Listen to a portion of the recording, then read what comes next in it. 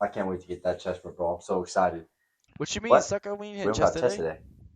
Oh, back pump. Yo, lat pull downs are gonna go. Yo, we're not hitting back It's either. not back day.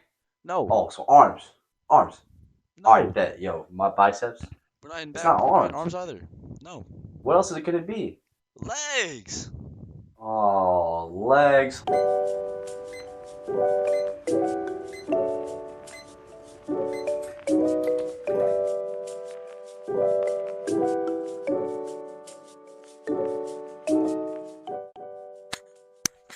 For today, we got legs. Very first leg day recorded ever on this channel. So I'm excited to hit a little leg day. I go hard, hard. Is this summer. Hopefully, I can throw a video out to you guys hitting Tom Platz leg day. I've done it before. Really, really fucking rough on the legs. Got my schoolwork done, even though it's a Sunday. I did a little extra work, and yeah, I'm just gonna take the pre, go and hit legs, and I also got to work today. But then after that, just end it with the Bible verse. I'll definitely try to do different kinds of videos in the future where I try different stuff. Like I don't know yet. I got ideas planned, and hopefully those work out how I picture them. Let's just take the pre and get onto it. Rise Godzilla pre came in. This stuff tastes amazing, to say the least. Hopefully, possibly in the future, get a little sponsorship going. So Rise, probably take this today. Be my second time. I've only taken it once because I'm trying to get rid of the other two pre's I already had. One's already gone, but I want to finish one before I start another one. You know what I'm saying? But today, workout wise, we're probably gonna start maybe with squats or leg extensions, and then probably hammy curl, a leg press. They got a different kind of leg press there that's not too bad. So probably a leg press, and then that's pretty much the leg day. I'll probably do like 2 sets of squats, 2 sets of leg extensions, 4 sets of hammy curls, and 2 sets on the leg press. And that'll probably be the leg day, to be honest, guys. It's that simple and easy. After we do that, come home, shower up, get to work, and then end it with the Bible verse, and that'll be it. So, I mean, just take the pre and get to it.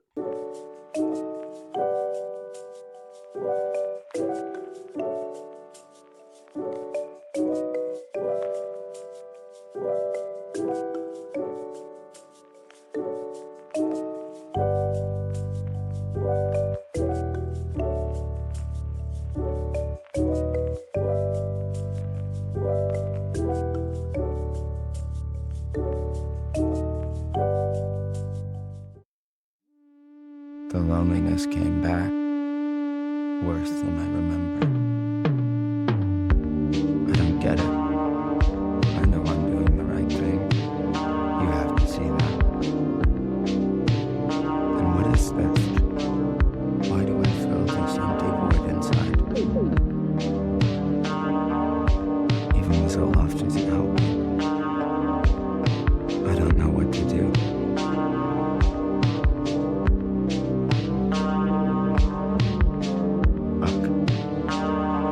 What's wrong with me?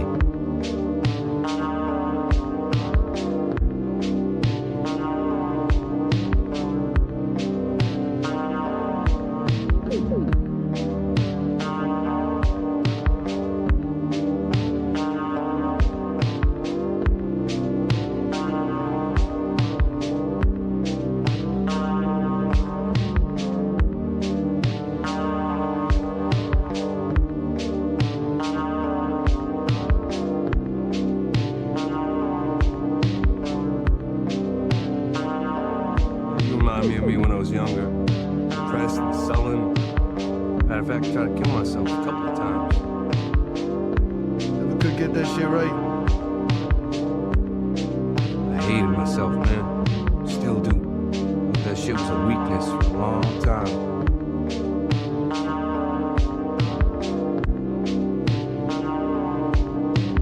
And then I realized that shit was my power.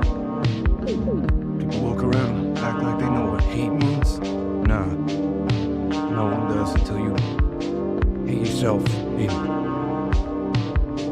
Truly hate yourself. That's power. Hey, in case nobody's asked you this today, are you okay? Are you really fine? I mean, you know it's okay to feel a little off sometimes.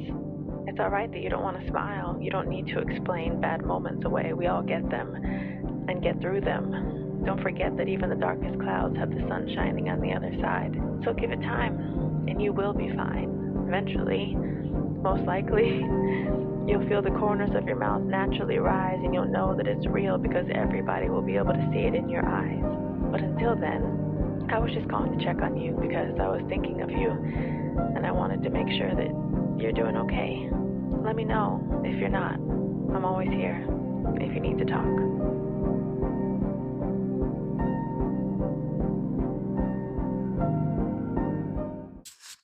Mic check, mic check. 1, 2, 3. Oh, crap.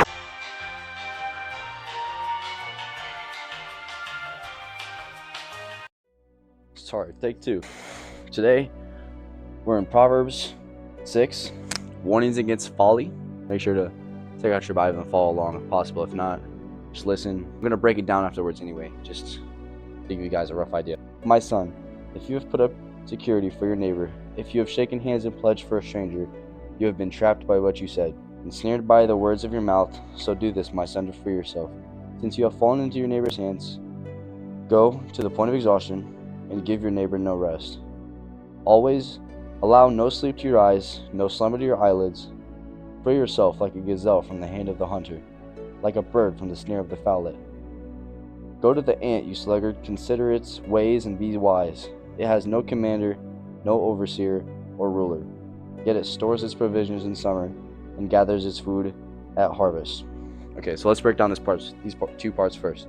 In the first section, it's talking about how if you say something even though you don't want to do it, if you say you're going to do it, like if you pledge to somebody that you're going to do something, then you have to do it. It doesn't matter how hard or how rough it is. You have to stay true to your word and what you say you're going to do, no matter what. And then the second part, go to the point of exhaustion and give no rest. Again, like it doesn't matter if it's literally exhausting and you don't want to do it. If you put your word to it that you would and that you will, then you have to. Then it says, allow no sleep to your eyes, no slumber to your eyelids.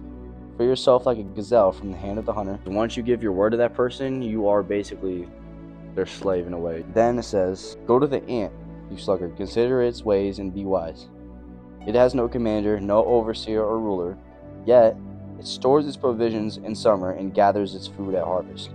Saying the ant is always working hard, even when nobody's telling them to, and always is doing what they're supposed to, even without anybody giving them the rule, giving the command. They're out there working even when nobody tells them to.